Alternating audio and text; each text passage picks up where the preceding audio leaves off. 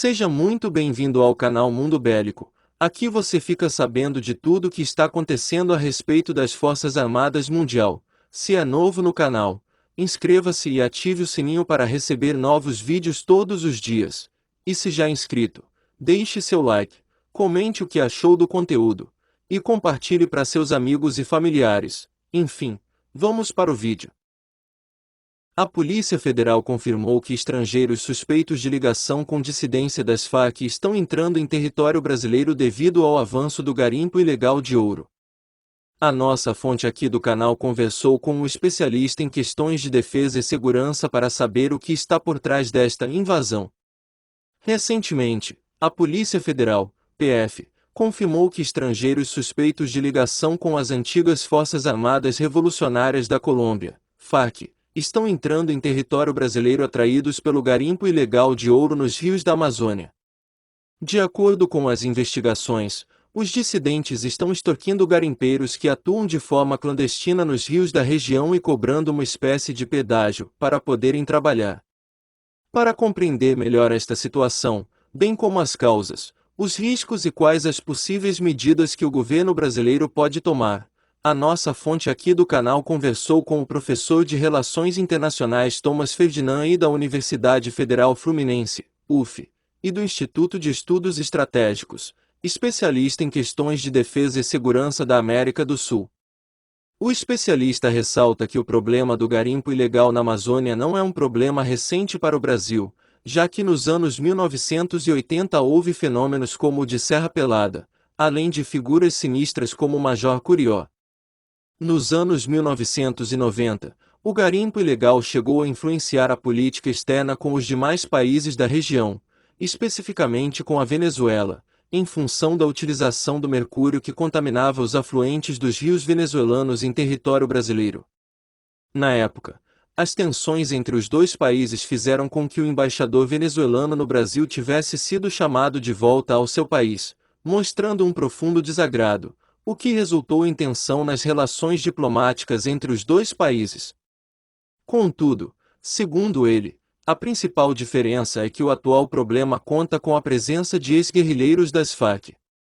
Aqueles que não aderiram ao Tratado de Paz com o governo colombiano, não aceitaram deixar a guerrilha se tornar um partido político, tornaram-se reais criminosos envolvidos com todos os tipos de listas nacionais.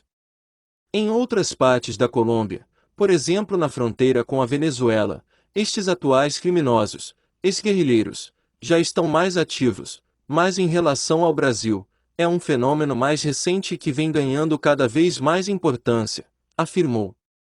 Um dos desdobramentos visíveis disso é que agora nós temos na região norte do país, assim como o Comando Vermelho no Rio de Janeiro e o PCC em São Paulo, facções criminosas, que também vão se envolver com todo tipo de atividades, como extração de madeira ilegal, disse. Acesso ao território brasileiro. De acordo com o professor, estes grupos são compostos por veteranos de combate na selva e não devem ser encarados como bandidos ou criminosos normais dos grandes centros urbanos do Brasil. Com relação à facilidade de acesso ao território brasileiro, o professor afirmou que a razão disso é que nenhum estado ou poucos estados conseguem controlar completamente suas fronteiras.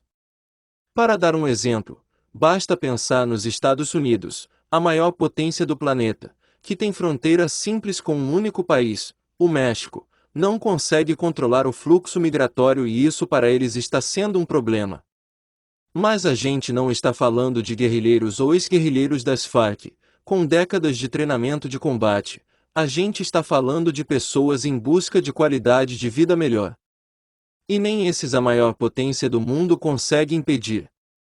Então seria muito difícil o Brasil conseguir impedir, vedar totalmente a fronteira da região norte do país ou de qualquer região do país, explicou.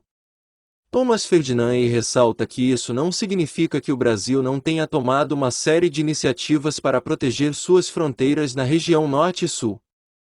Dificuldade de acesso ou falta de interesse do governo. Para o professor, o Brasil até pouco tempo atrás possuía todos os meios possíveis e os recursos necessários para conseguir enfrentar esses ilícitos transnacionais de uma forma mais eficaz. É claro que no atual governo tivemos graves retrocessos, mas em termos gerais, temos os recursos necessários, ou podemos fomentar os recursos necessários para lidar com essas questões de uma maneira mais coordenada por parte do Estado brasileiro, sem ser uma atribuição única de uma agência ou instituição, explicou. Essa é uma região com muitas preocupações estratégicas, principalmente envolvendo a invasão das terras indígenas, garimpo, desmatamento e pecuária, que estão presentes em todos os documentos de defesa do país. De acordo com o professor, o país vem fazendo uma série de iniciativas na esfera militar, como patrulhamentos na fronteira, aplicação do Sistema Integrado de Proteção da Amazônia, que faz parte do Sistema de Vigilância da Amazônia. Segundo Thomas Ferdinand, uma série de questões relativas à segurança, que são muito preocupantes, está emergindo na Amazônia. Política externa entre Brasil e Colômbia. Ao ser questionado como os dois países têm tentado resolver este problema na fronteira, o professor afirma que, caso o assunto seja tratado, não deverá ser de uma forma tão ostensiva, e recorda que em breve os líderes dos dois países devem se encontrar. O professor ainda enfatiza que essa questão deve ser percebida nas atuais relações com as demais grandes potências globais. Eu me refiro especificamente aos Estados Unidos, China e alguns países da Europa Ocidental. Todos eles têm como prioridade nas suas respectivas agendas de segurança a questão do meio ambiente, e todos eles estão voltados para a Amazônia, destacou. Um dos pontos que vai ser discutido na COP26, que será realizado neste mês em Glasgow, será justamente a maneira como podemos financiar ou obter recursos para promover o desenvolvimento sustentável da região, contribuindo significativamente para a diminuição da ocorrência de atividades ilícitas, de maneira geral. Contudo, infelizmente, tendo em conta as atitudes do atual governo em relação à questão ambiental, provavelmente esta oportunidade será perdida, mas vai ficar na agenda para o próximo governo, ressalta o professor. Poder e soberania do Brasil sobre a Amazônia.